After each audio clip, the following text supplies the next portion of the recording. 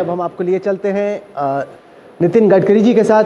BJP के पूर्व अध्यक्ष रह चुके हैं, रोड ट्रांसपोर्ट मिनिस्टर हैं और कहीं ना कहीं भारत में जो नए इंफ्रास्ट्रक्चर का निर्माण हो रहा है उसमें इनकी बहुत बड़ा योगदान रहा है। गडकरी जी, स्वागत है आपका। स्वच्छता और बीमारियों में कमी के बीच मैं जानना चाहता हूं कि रिन्यूएबल एनर्जी जैसे बायोफ्यूल्स हों, सोलर पावर हो, उसको किस तरीके से आप हिस्सा बना रहे हैं कि भारत स्वच्छ भी रहे और स्वस्थ भी रहे, उस दिशा में आप कैसे प्रयत्नशील हैं?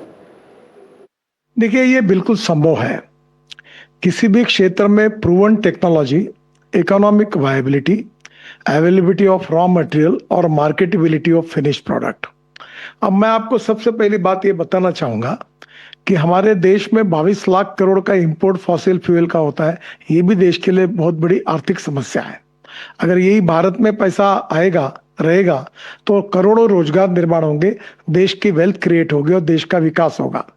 अब मैं आपको बताना चाहता हूं कि जैसे इलेक्ट्रिक व्हीकल है, अब इलेक्ट्रिक स्कूटर, इलेक्ट्रिक कार और अब इलेक्ट्रिक इक्विपमेंट भी आ रहे, कंस्ट्रक्शन इक्विपमेंट के, एग्रीकल्चर इक्विपमेंट के, और इलेक्ट्रिक ट्रक भी आ रही है, इलेक्ट्रिक बसेस भी आई है। तो स्वाभाविक रूप से हमारे देश की ऑटोमोबाइल इंडस्ट्री जो है, जो पहले 7वें नंबर पे थी, आज 3रे नंबर पर पहुंची है। हमने जापान को पीछे डाला है। आप हमारे इस कैंपेन से हर साल जुड़ते हैं, आज आप क्या संदेश देना चाहते हैं? देखिए, मैं एक बात बताना चाहता हूं कि 2 फिलॉसफी है, knowledge to wealth. Innovation, entrepreneurship, science, technology, research, skill and successful practices, इसको हम नॉलेज कहते हैं।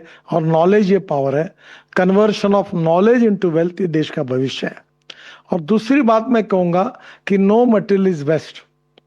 हम वेस्ट में वैल्यू क्रिएट करें और वेस्ट टू वेल्थ, इससे पर्यावरण की भी रक्षा होगी, प्रदूषण भी समाप्त होगा, नए रोजगार के भी निर्माण होंगे, देश का इंपोर्ट भी बचेगा और विन विन सिचुएशन में ग्राहकों का भी फायदा होगा, सस्ते में फ्यूल मिलेगा।